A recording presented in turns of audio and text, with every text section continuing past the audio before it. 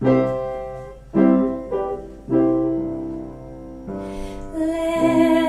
there be peace for today and forever. May trouble cease for this fair land we love. With hope and faith, days of fear will be ended. When God hears a nation praying, let there be peace. Peace to tend the fields of grain, watch the sky or sea, walk in sunshine or in rain, unafraid and free. Peace in our time and for our children's children. God of our nation, hear us, let there be peace.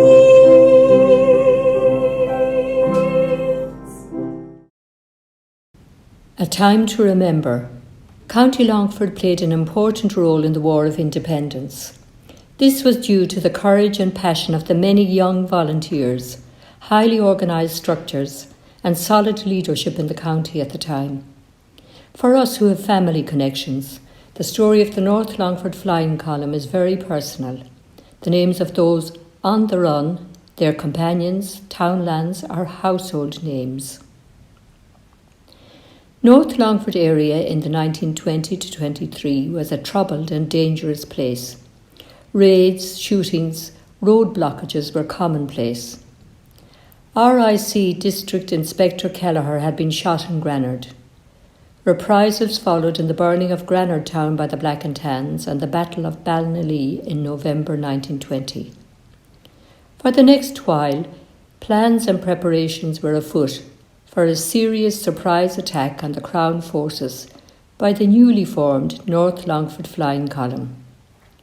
The Clonfin ambush was one of the significant events of the column, when 21 brave and courageous men, with their OC Sean McKeown, defeated a unit of the auxiliaries on February the 2nd, 1921. There were no casualties on the Irish side. 4 auxiliaries died in the combat: Francis Worthington Craven, John Aldrich Houghton, George Bush, Harold Clayton. In what I hope is a measured way, I want to reflect on the whole story. The story of loyalty and glory on one side, and the story of loss and grief on the other. We have arrived at the centenary. Alongside acknowledging the patriotism and bravery of our own volunteers, would it not be a noble thing to remember the 4 Englishmen who died? Indeed, is it not consistent with the humane manner in which Sean McKeown himself treated the enemy on the day? Having reflected for a long time on the call to build bridges, I determined to follow a gut instinct and set out on a personal pilgrimage of reconciliation to remember these 4 men who died. They were sons, brothers, husbands, who left grieving families behind. My journey took me across England to 4 cemeteries in Cumbria, Newcastle-on-Tyne, Yorkshire, Cheltenham.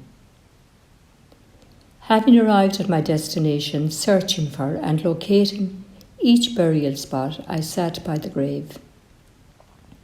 There I read an account of the ambush written by one of the North Longford Flying Column, including my father, imagining the place I know so well and trying to grasp the scene on the day.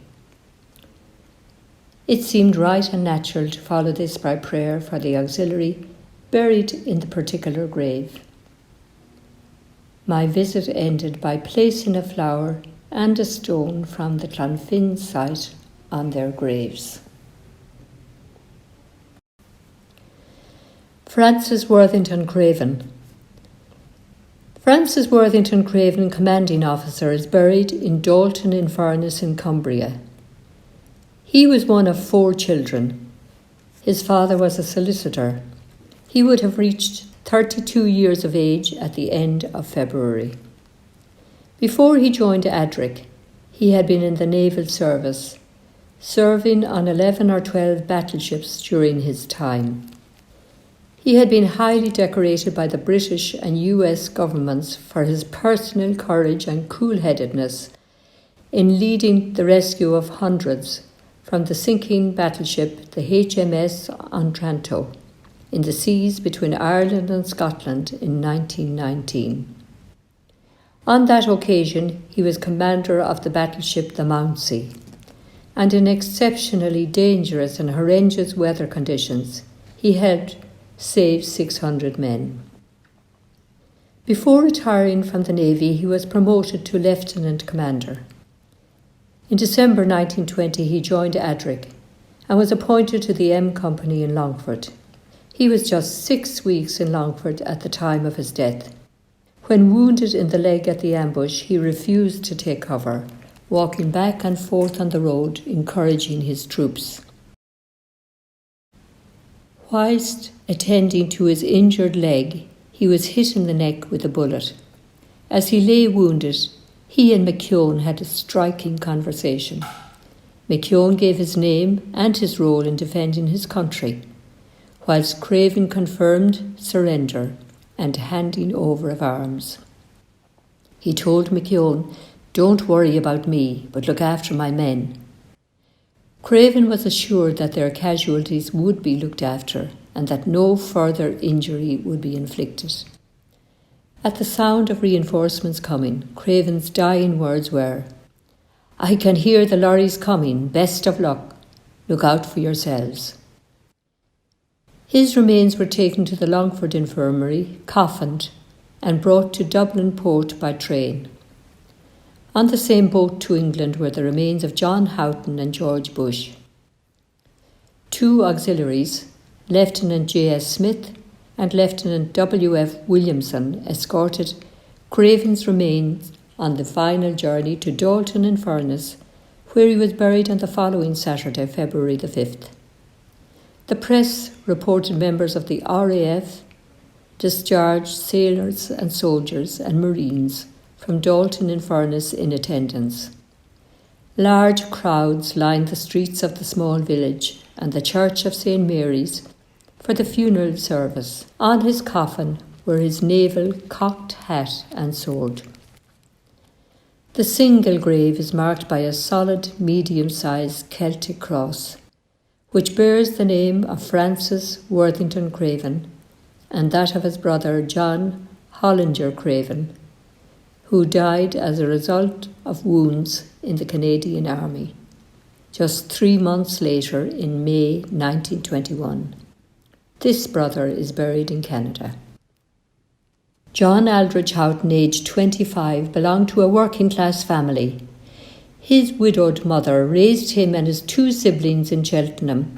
As a young man, he worked as a dairyman on his uncle's farm before joining the army in 1914. He served in France with the Lancers and became a lieutenant with the Royal Sussex Regiment. After resigning his position as lieutenant, he joined the auxiliaries and joined the M Company in Longford in January 1921. He had just married Kathleen D. from Birmingham 6 weeks before, on Boxing Day 1920. On the 2nd of February, John Houghton was in the first tender and died in the early minutes of the conflict. His wife had come to visit him in Longford and was present when her dead husband and other casualties were brought into the Longford Infirmary. An inquiry concerning the deaths of Houghton, Bush and Craven was opened immediately in Longford. Medical evidence stated they died from hemorrhage and shock. All the businesses in Main Street, Longford, were closed as the remains of the 3 deceased were brought to the train station. Hundreds of civilians, with mixed feelings, it has to be said, are reported to have watched the military honours as the cortege proceeded through the town. John Houghton's new bride travelled to Bouncers Lane Cemetery in Cheltenham with the remains of her husband. She is described as a pathetic figure. A number of the M Company also were in attendance. Major Peglar, Captains Brull and Maddox. A detailed account of his funeral on Monday, February the 7th, is reported in the Cheltenham Press, describing the flag-draped coffin proceeding in slow march as a solemn sight. A stately avenue leads up to the imposing Gothic chapel. Heading to the rear of the building is the section where John Houghton's grave lies, a place of quiet and repose. In view of the large numbers attending the service, led by the senior curate of Cheltenham, it was held outside of the graveside. A photograph shows mourners standing around on snow-covered ground. Sadly, this grave is unmarked. His name does not appear on the fallen panel. However, cemetery staff were absolutely certain that this was John Houghton's grave. The final resting place of George Bush is in the cemetery of St Michael's and Our Lady in Ragby, West Yorkshire. George was one of 3 children, originally from Hertfordshire. He was 25 years old. He was married in 1918. He also served in the British Army, Royal Berkshire Regiment in France, and was awarded a British War Memorial Medal in 1915. He became second lieutenant. He joined the auxiliaries in November 1920, first attached to the D Company and later transferred to the M Company in Longford. His wife told the Claims Commission that at the time of his death he was earning £8.19 per week, 4 of which he sent home and on which she depended for a living. George Bush was injured at Clonfin, brought to the infirmary in Longford immediately, where he was possibly attended by Dr. Nathaniel Main. He died within an hour of being brought there. George Bush's grave is in a quaint church grounds of the old parish church which served Nostell Priory, West Yorkshire, and has graves dating back to the 1600s. His name is in the Roll of Honour in the Church of Our Lady and St Michael. George Bush is buried with his parents, Arthur and Ellen, and his wife Ellen Blanche. The poignant word reunited completes the inscription on the tombstone on the single grave. A native of Cayley, Harold Clayton was born in 1896. His parents were Sarah and Samuel Clayton. He had 3 brothers and 2 sisters. He married Eleanor Graham Hyde in 1918 and lived at Cullercoats in Tynemouth. Their first child, a boy, was also called Harold, and he was born in 1919. His wife was pregnant with their second child, a girl, born in the summer of 1921. He had joined the British Army West Riding Regiment and was posted to France. He was wounded at Ypres in 1915 and again at the Somme in 1916 and victim to a gas attack in 1917. He was also commissioned as a lieutenant. As with the aforementioned, he was in the M Company Longford.